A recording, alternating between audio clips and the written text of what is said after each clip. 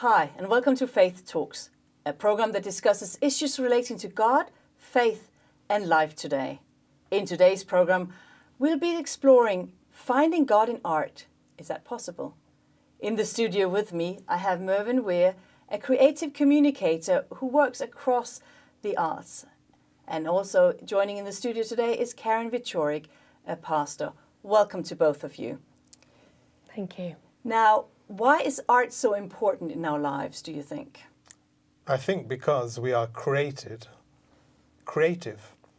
The first thing that we learn about God in the Bible is that he's a creator. And secondly, we find that we're made in his image. So I think creativity is built into us, and we can see it from children to adults.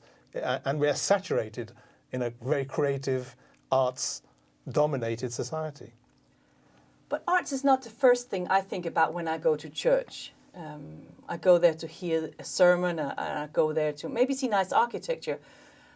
But does art have a place in church, Karin? It definitely does. I mean, if you look over the centuries, some of the best art was dedicated to churches. Now, in latter centuries, maybe there's been a feeling of controversy between art and God. But I don't think there need to be. I don't think that it's exclusive in any way, because the expression of art, it can come in so many different forms. You're talking about many different forms that art kind of comes in. However, when I go to church, music seems to be the only art form that I experience. Is church against art, do you think?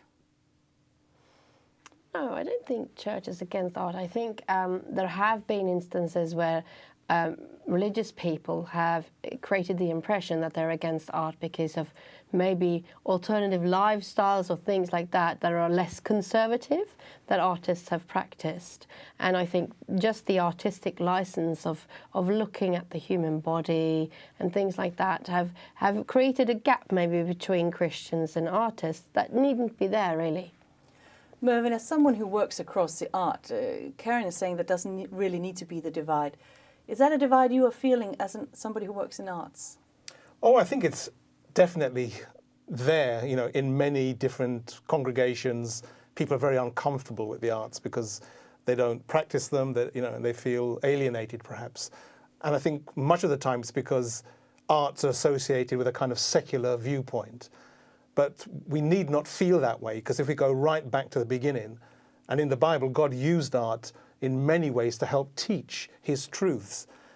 There's probably no clearer expression of non-musical art than the sanctuary, with all of its colour and sculpture and forms which are detailed by God. In minute detail, each material that he wanted to use, he gave expression to.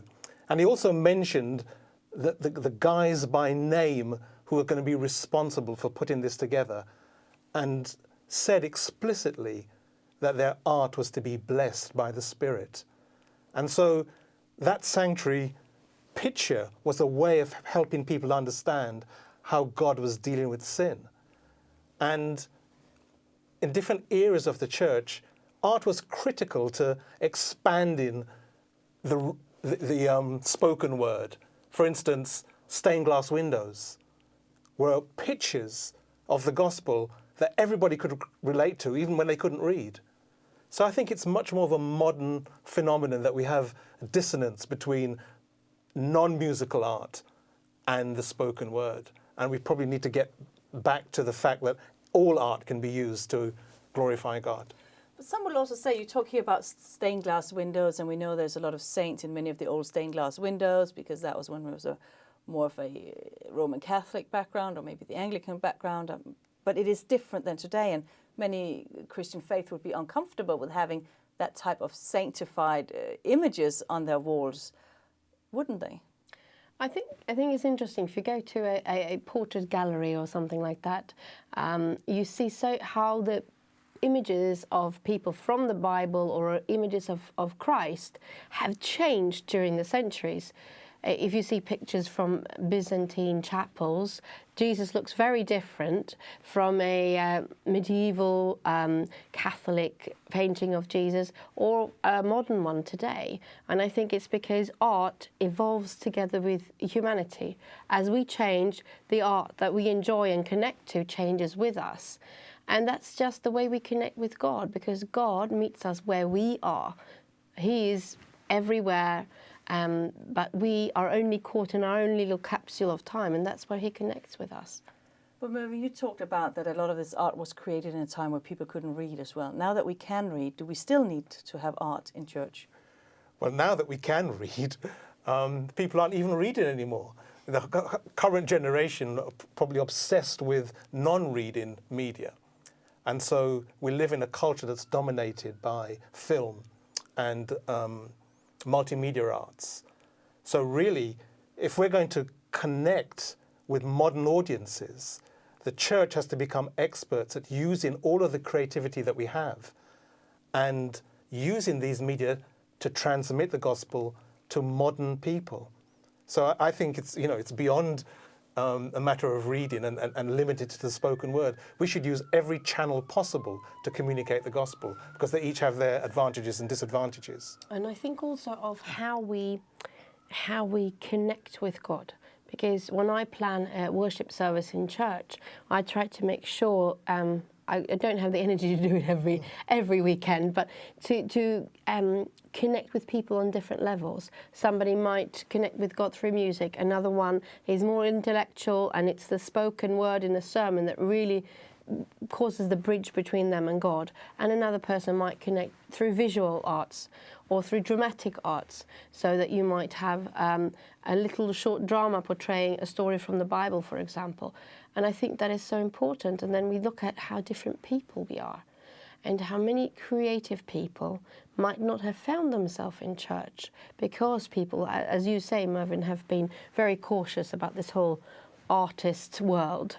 And that's very sad, because I think that God has given us those gifts and we should be using them for him. And they shouldn't be outside of the church. We should use them inside. But when I look at what films are out there, where do I see God in that? You mentioned that in the films and in the media arts today, this is what people are consuming. Where can I find God in that? Well, you know, there's a growing, specifically Christian film ministry where films are being seen both in cinemas and in churches, which are being created by Christian writers, Christian filmmakers. And those are often deal directly with the gospel in ways that you can easily understand. But there are many more people making films which have strong moral messages and where the God element is less direct but nonetheless there. And in that way, it's actually more accessible to a wider range of people who are actually put off by anything that's directly to do with God. So we've got to meet people where they are. And people are, you know, have all levels of understanding about who God is and the way that he works. And artists find a way of communicating with the people, the audience that they're trying to reach. But if it's not direct Bible stories, how do people know that it's a God storyline that's going through a movie or a theatre piece, if it's not obvious, as you're saying? Well, you know, one thing I find interesting is that we love to look at Jesus' life and we major on the fact that he spent a lot of time telling stories that we call parables. So I wonder if Jesus was alive today with the same desire and passion to communicate the gospel, how would he do it? What would be the modern equivalent of parables? So, you know, and I'm thinking, why are we afraid of exploring every means possible that works? Jesus was a storyteller. The modern way of telling stories is probably primarily through film. So I think we have to use that medium and use every other medium to share the gospel. Do you agree with that, Karin? I think there are a lot of themes in films, and when I talk to youth groups, I focus on the fact that I think that they should analyse what they see. They shouldn't just swallow everything, whether it is in church or it's a film that they're just sitting on the couch at home watching. And to say, what is the underlying theme of this film? What does it want to tell you? And I think there's a lot of things out there that are not overtly Christian, as you say, Mervyn, but that are talking about somebody sacrificing themselves for somebody else, somebody showing love or going out of their way to help somebody else. And those are all Christian messages. You know, as you say that, it actually reminds me of one of my favourite films. It's a very old film, and, you know, many people may have seen it on, I'm not sure, Groundhog Day. Oh. And I got one of my deepest spiritual insights in watching that film. It was a fun film, it was a romantic comedy, but the underlying message is so profound. And this idea of that we're here to learn is very spiritual. And that God keeps sending us lessons and lessons, and that if we don't learn them, sometimes the lessons get harder and harder until we, you know, actually the light bulb goes off and we understand what our purpose is. And the lead character in the film eventually sees his purpose, and he becomes a real selfless giver, yes. as you were explaining. And that's deeply spiritual, but God is never mentioned. Mm. But as a pastor, will you then tell your youth people particularly that all they need to know about God they can find through watching movies from the couch then? Or is there a balance? I think it's very important to have a balance. I mean, if you're already Christian, you really need to learn about God in His Word, in the Bible.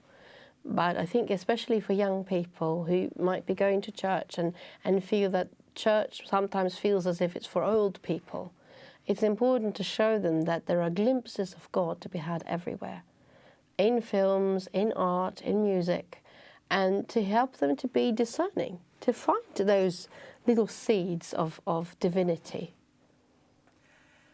We talked about art through the history and through the times, and back then, as you mentioned before, Christian art through stained glass windows, through murals or frescoes, they were portraying, you know, naked people, bloody battles, and all kinds of gory details. And then we come to church today, and it's a little bit sanitized. We have a little youth group doing a mime up there, and that's as far as we'll go with art.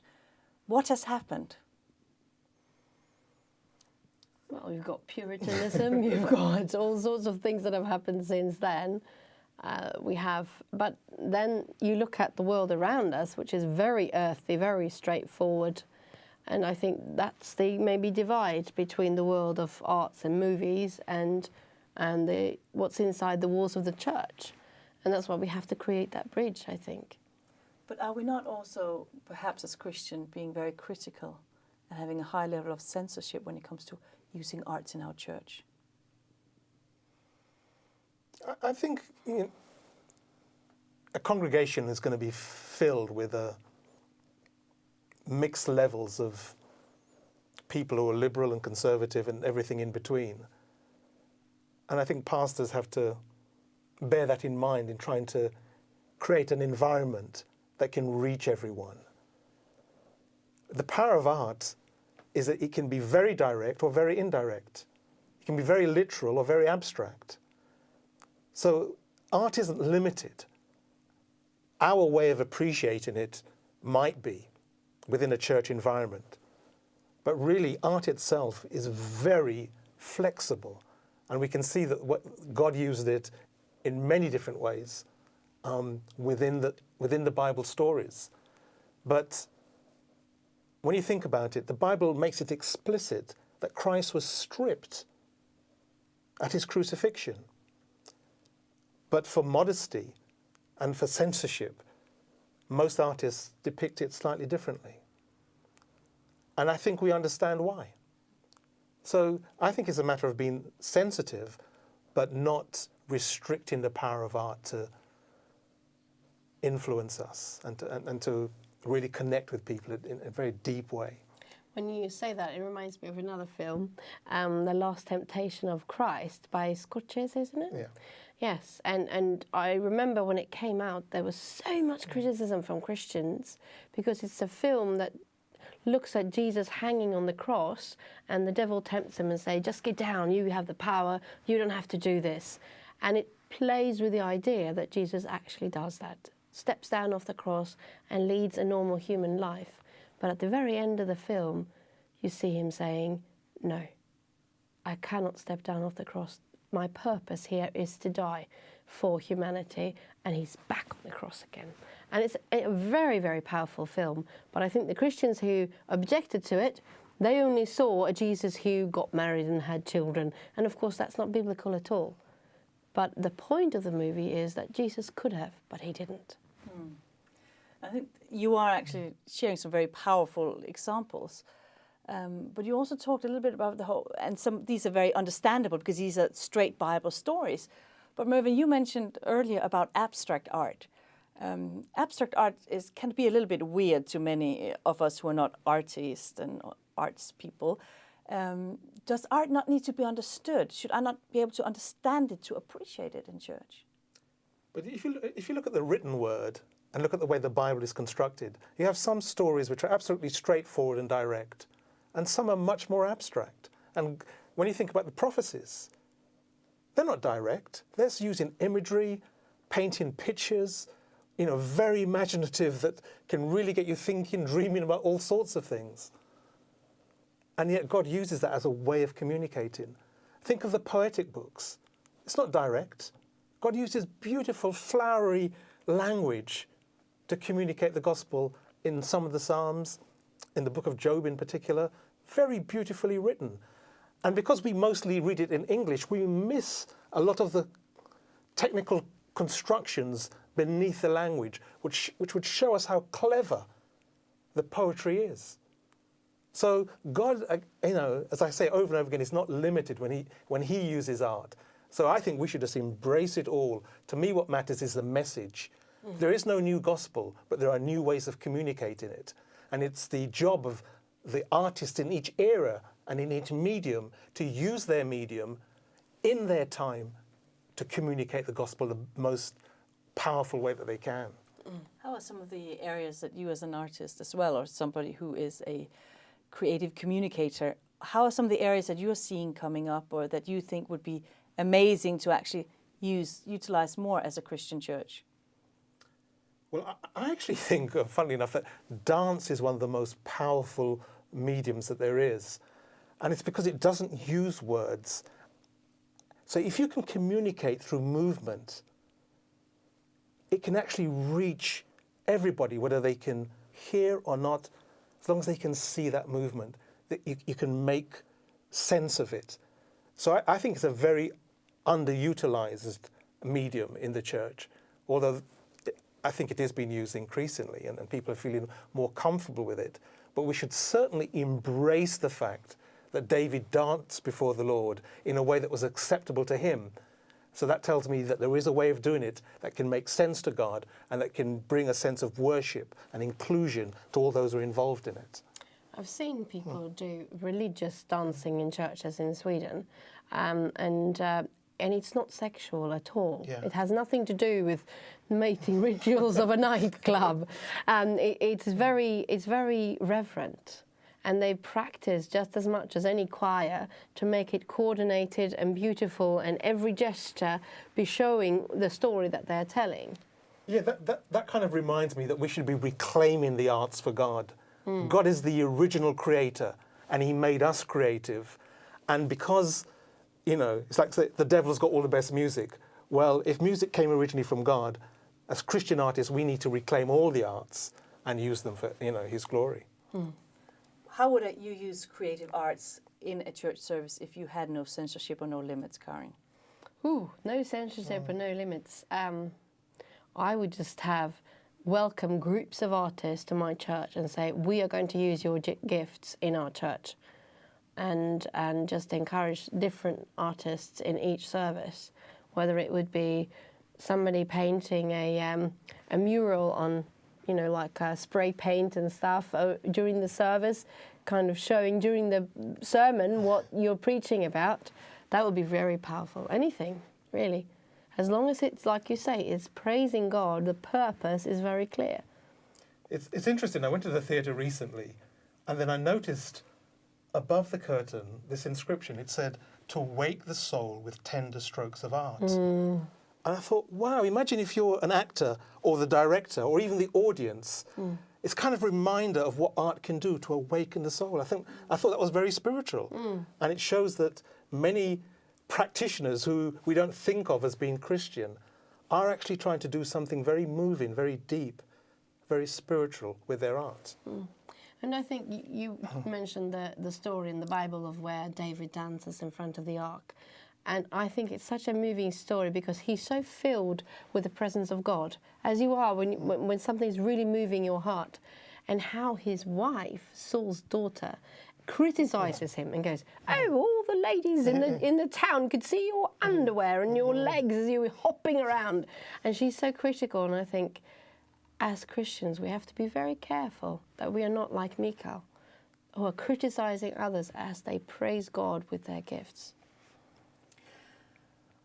I know there's going to be people who are like, "Ooh, dancing before God. Ooh, I'm not sure I'm comfortable with that." And I think, I'm just quoting the Bible here. And I think sometimes art actually perhaps takes us out of our comfort zone.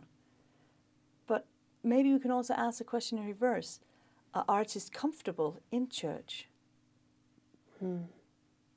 Are artists comfortable in church? Yes.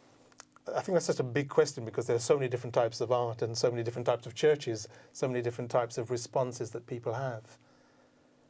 I think as long as the art is God-led, Spirit-led, then it can reach people. And you don't have, it's not one size fits all. And you don't have to be limited, except I think you need to be sensitive to who your audience is.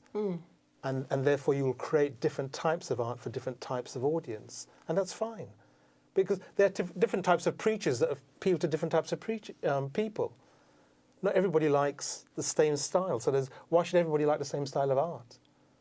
And I think you're hitting a very good point there. It's not like we're going to come to a church that really doesn't want to have anything to do what these artists want to present, because they will be crushed if they've prepared something and worked really hard. I mean, art is there to connect. And if you're doing art in a Christian church, it's there to connect people to God. I mean, you may be interested to know, we're thinking about connecting art to God. Do you realise that when BBC television started, that broadcasting house in Portland Place, if you go into the entrance, it's actually dedicated to God, Wow. to the arts of music and television. And not only did the original governors say, look, this is for the glory of God, but that they hoped and prayed, that's what it says in the inscription, that people would be moved by good art. And actually, sort of indirectly quote the scripture about dwelling on things which are pure and holy and of good report. So imagine something that we think, is so secular, television. The original people who set it up dedicated it to God. And that reminds me that each medium has the potential to reach people with the gospel. It's just how we use it. I think that's really powerful. It's how we use it. Because as you have said before, Mervyn, everything we have at our hands we can use for the purpose of sharing the gospel. Why don't we? I think we could take a lesson from the Olympics. Everyone was fascinated and staggered by the power of the opening ceremony. It was amazing. When they wanted an amazing opening ceremony that would communicate to the world, who do they get? They got Danny Boyle, a film director. And who did he get? He filled it with art, with dancers, with lighting, costume, actors, musicians. It was filled with art, and that communicated to 1 billion+ people. Kind of reminds me of the Gospel Commission. God says, go to all the world and give them the gospel. We need to use everything at our disposal, and there's nothing more powerful than the arts and media to reach people today.